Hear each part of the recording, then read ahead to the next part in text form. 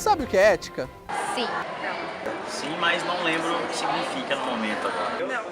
Ética é a postura de si próprio em relação à sociedade. Ética seria respeito. É você pensar no seu próximo, questão de ajudar o próximo também. Exercer a sua cidadania com coerência, você respeitar o próximo. Pra mim, ética é você não fazer pros outros o que você não quer pra você. Acho que a nossa sociedade hoje não vive ética, né? Mas Ética é sua conduta perante as outras pessoas. Ética pra mim é a postura individual de cada pessoa em relação ao melhor que ele vive em sociedade. O tema é bem amplo. Vamos conversar com alguns profissionais para saber mais sobre o assunto. Nós vivemos numa sociedade que precisa ter suas regras, né? Ainda não conseguimos viver numa sociedade, né, que não necessite de regras. Então a ética é essencial. Para a gente conseguir viver bem, para as pessoas viverem bem entre si, eu acho que é importante que as pessoas ajam com ética. A ética, ela é um ramo da filosofia moral, né? E eu acho que antes de falar na ética, a gente precisa pensar um pouquinho no que é moral, né? E a moral ela está muito mais ligada à conduta e aos valores que vão nortear essa conduta. A moral, ela está ligada, claro que esses valores, né, a pessoa adquire pela sua socialização, pela sua convivência com família, escola, meio e etc., mas ela está ligada a uma questão mais individual. Existem algumas regras que determinam o que é ético ou não para um repórter, para um jornalista fazer. Na sociedade, acho que a gente pode encarar dessa maneira também. Por exemplo, se todo mundo agir sem ética, vai virar tipo uma coisa meio que animal, selvagem. Ninguém respeita ninguém, cada um por si, Deus contra todos, entendeu? Então, Deus por todos. Então, tipo, acho que nesse contexto a ética é importante para uma sociedade mais justa e melhor para todo mundo. O Sócrates costumava dizer, nos seus trabalhos, que a moral ela é tão difícil quanto um parto. Justamente porque ela está no campo das escolhas. É você ter os valores formados, mas você vai fazer escolhas o tempo todo. As escolhas do que é bom para você e do que é ruim para você. Então, realmente é uma coisa complexa e muito difícil, mas muito do foro íntimo, né? Muito da questão individual. Óbvio que você está se relacionando com outros sujeitos, mas, em princípio, a moral, a sua conduta, ela diz respeito a você. Então aí você tem até que limitar os seus anseios, limitar as suas vontades, né? De repente, se eu sair por aí fazendo tudo aquilo que eu tenho na cabeça, né? Por julgar que eu faço o que eu quiser, é complicado você viver em sociedade. Então a ética é fundamental.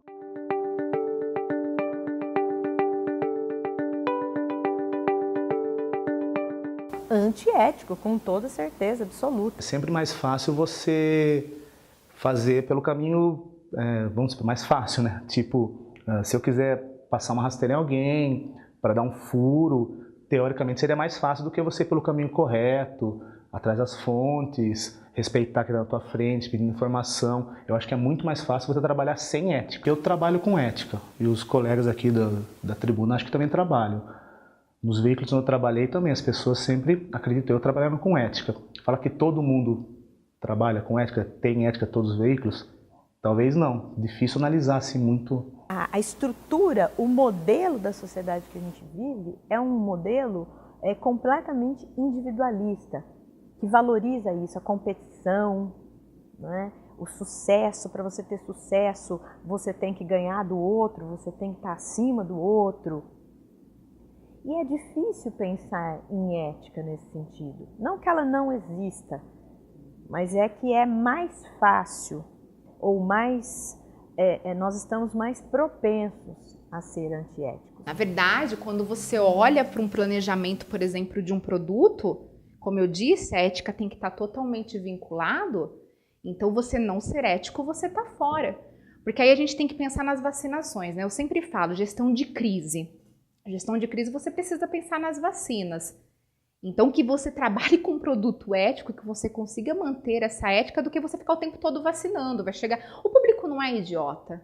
Eu acho que é aí que está a grande sacada. Esse público inteligente, esse público que tem acesso à informação, sabe? Esse público que pensa, esse público que diz sim, que diz não, sabe? O tempo todo.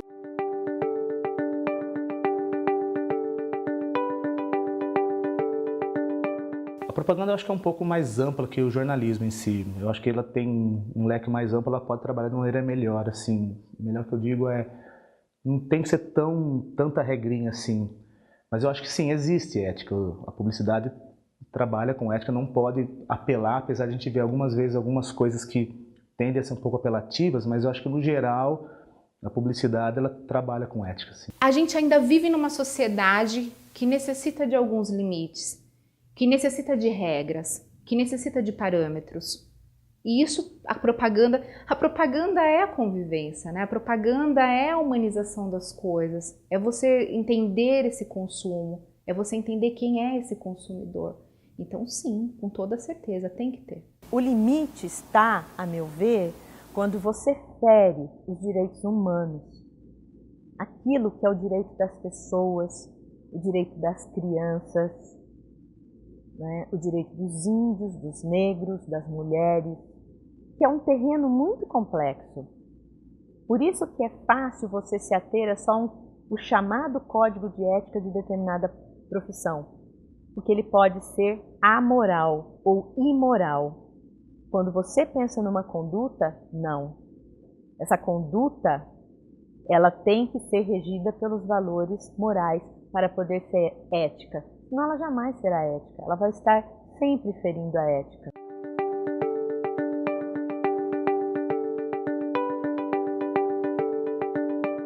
Por parte das empresas, eu acho que parte do princípio, a publicidade, a mesma publicidade que é feita em jornais, em TVs, elas descobriram outro canal, que são as redes sociais. Eu acho que por parte das empresas, sim, ainda há ética. Eu acho que eles até vão manter. Agora, talvez por parte dos usuários, as pessoas que usam as redes e tal, muita gente trabalha sem ética. Muita. Atua, na verdade, sem ética nenhuma. As pessoas na internet, elas dizem coisas como se aquilo não fosse ter consequências na vida dela, na vida profissional, na vida pessoal, né? na rede de relações pessoais dela. Então, ela às vezes ofende, agride, comete mesmo alguns crimes, né? Crimes de discriminação, de racismo, de coisas assim terríveis, né? Desrespeitando as pessoas, desrespeitando o outro, né? A partir do momento que eu firo a dignidade de um grupo, de uma minoria social, por exemplo, é claro, né, que eu estou sendo completamente antiética, né? Eu não vou te dizer que todas as marcas sabem se posicionar nas mídias sociais, que não existe, é por isso que estamos aqui. Mas que a marca, ela necessita realmente se posicionar. Não dá para ela ser céu livre, não dá, não tem como ser céu aberto, entendeu? Uma pequena marca hoje, se ela se souber, né, se ela souber se posicionar, ela tem uma penetração tão grande, ela consegue crescer de uma maneira tão rápida. Nós conhecemos tantas marcas incríveis que nasceram das mídias sociais, que nasceram da internet, sabe? Sem grandes pretensões, sem grandes investimentos. Olha que maravilhoso, né? O marketing digital, ele traz tudo isso. O público escolhe, o público elege aquilo que me serve, aquilo que não serve. A gente cria clusters, né? Onde uma marca, ela é a love mark de um público e para um outro ela não interessa tanto. Isso é maravilhoso.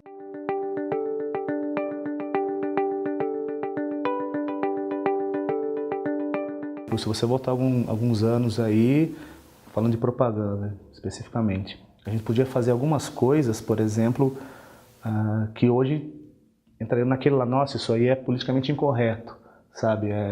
Algum tipo de piada hoje considerada mais ofensiva, ou até um comentário. Antigamente eu acho que era mais liberal, vamos dizer assim. Eu acho que ficou um pouco mais difícil, mas não nada impossível. Dá para se trabalhar, sim, fazer um trabalho legal, mantendo a ética. Um grande comunicólogo, um grande profissional de marketing, de publicidade, ele tem que entender muito do público-alvo dele, sabe? Não é só, ele gosta disso, eu gosto daquilo. Eu sempre falo e eu nunca vou cansar de me repetir. Você tem que tirar o narcisismo de lado. Você precisa realmente se envolver com aquele público. Você precisa realmente entender o que aquela população quer dizer para você poder se comunicar de maneira correta. Então o mimimi, ele é complicado, porque às vezes o que é tranquilo para mim como comunicólogo, e muitas vezes o comunicólogo é sim narcisista, ele joga uma piada que ele julga que é inocente e acaba sendo aceito pelo aquele público como algo muito complexo. Nós temos vários vícios na nossa sociedade. A sociedade brasileira, a nossa história, ela é crivada de preconceito, de discriminação, mas tudo disfarçado em samba, carnaval, e somos muito pacíficos e felizes. Mas nós somos conservadores, nós somos preconceituosos, nós discriminamos, né? E esse politicamente correto, ele vem muito das organizações dessas minorias, desses grupos que ao longo da história sofreram e sofrem as consequências desses maus costumes da nossa cultura, que está ligada à cultura, política e economia, porque elas estão entrelaçadas, e é onde eles vêm dizer assim, não, basta, né? Não posso me continuar com esse comportamento, porque nós naturalizamos os preconceitos, né? Nós dizemos coisas tão naturalmente e tão maquinalmente que sequer a gente para pensar que aquilo é um preconceito que ofende a dignidade de determinados grupos, sejam os índios, sejam os homossexuais, sejam as mulheres, os negros, né? Os imigrantes. Eu lembro que antigamente, quanto mais investimento você tinha, mais verba, era muito mais fácil. Se você ligava a televisão, estava lá a propaganda. Você ia no cinema, estava lá a propaganda. Você passeava na rua, a propaganda estava o tempo todo ali, né? Colocada, massificada na tua cabeça. Hoje não, hoje a gente está falando de se comunicar, de dialogar, de relacionamento, de conteúdo relevante. Então, sim, é muito mais difícil. O mimimi complicou tudo, mas eu acredito que isso faz dos bons e dos maus profissionais. Transparência, cara, transparência.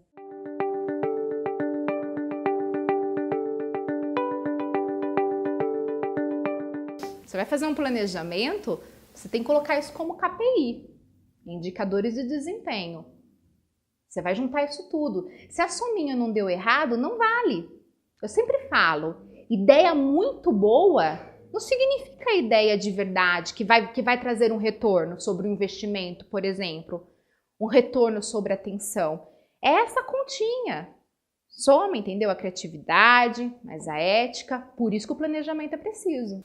Existem casos, a gente vê até casos recentes de, como disse, órgãos reguladores de propaganda pedirem para que uma propaganda fosse cancelada na TV ou nos jornais por talvez não faltar com ética. Se vale o risco, aí vai muito da pessoa, da marca, do anunciante, da agência, de quem está fazendo, sei lá, eu acho que tudo vale o risco, né? Arriscar, se não der certo, você faz de novo. Talvez vale um pouco, não sei. Quando eu falo de planejamento, não é você fazer, nossa, eu vou parar 3 meses para planejar. Não é. É você pensar assim, a gente planeja o tempo todo, sabia? Eu vou atravessar a rua, tá vindo carro, não tá vindo carro, quanto tempo eu vou passar para lá? Então faz essa sominha. Não existe isso, ou aquilo. Grandes propagandas, grandes comunicações, eles fizeram essa sominha. E deu certo. Né? Porque se faltar um e não faltar outro, entendeu? Aí complica. Se for muito ético, digamos assim, né? Muito quadrado, talvez não funcione para a internet, que é uma mídia, né, para as mídias sociais, que são mídias mais, né, do dia a dia, mais tranquilas, as pessoas estão ali para se divertir e não para receber propaganda. Não foi feito para marcas, né? E a marca tem que se adaptar a isso. Primeira coisa é desconstruir essa demonização que se faz em cima da publicidade, né? De que a publicidade cria preconceitos, de que a publicidade manipula, a publicidade é que cria o consumismo. Nada disso. A publicidade reflete aquilo que está muito presente ou latente na sociedade, no grupo de pessoas que vivem nessa sociedade. Eu preciso melhorar essa qualidade e não ficar demonizando aí a publicidade. A publicidade de qualidade ou a publicidade ética ou a publicidade antiética, ela vai se dar na medida no nível da qualidade desses cidadãos. Fiquei impressionada com a Nespresso. Eu já achava a ideia da Nespresso incrível, né? Por pegar, né, os grãos de cafés, os melhores, e colocar numa cápsula. Essa ideia já é fantástica. Eles mudaram, né, a concepção de se consumir café. Então, hoje você compra máquina e tudo mais. Olha quanta coisa de consumo que você tem. Por aí, pela ideia, eu já achava incrível. E aí eu estudei que para que eles consigam essas cápsulas, os melhores grãos, eles estão investindo nas comunidades que eles tiram esse grão, em educação, em tecnologia, sabe, em curso para essas pessoas. Então eles têm investimentos na Índia, investimentos na Indonésia. Então eles movimentam uma comunidade inteira, criam escola. Poxa, isso é um novo consumo. Sabe, esse é o futuro do marketing, esse é o futuro do consumo. Não você simplesmente globalizar. Quando a globalização surgiu, o que as pessoas faziam? Eu vou colocar mão de obra lá no Brasil, porque mão de obra no Brasil é barato. As marcas pensavam só no bem delas. Só que isso não sustenta ao longo do tempo. A cadeia não se sustenta. Né? Então a economia colaborativa, esse novo consumo, onde a ética e a moral tem sim que estar inserida, acaba que surgindo diante de você mobilizar uma comunidade. Se não você arranca, chega uma hora que não tem mais nada, sabe? E você acabou com aquele espaço que você poderia agregar. Você poderia, por exemplo, no caso da Nespresso, melhorar aquela terra, sabe? Formar agrônomos. Isso é um marketing. Por isso que hoje você me perguntar, Celine, você é feliz trabalhando nessa área? Mas muito, porque eu acredito nisso. Esse é o futuro da comunicação. Né? De você valorizar e o seu produto só tende a ganhar. E tá tudo bem, tá no mercado, você tá fazendo propagandas lindas, mas tem toda uma história de verdade por trás. Não aquela historinha lá dos anos 90, sou verde, não. Você é verde por quê? Me explica, me fala sobre isso. Então a ética moral tá totalmente conectada com o novo consumo, que é da economia colaborativa, sabe? Que é um marketing pautado em conteúdo, em um produto de verdade.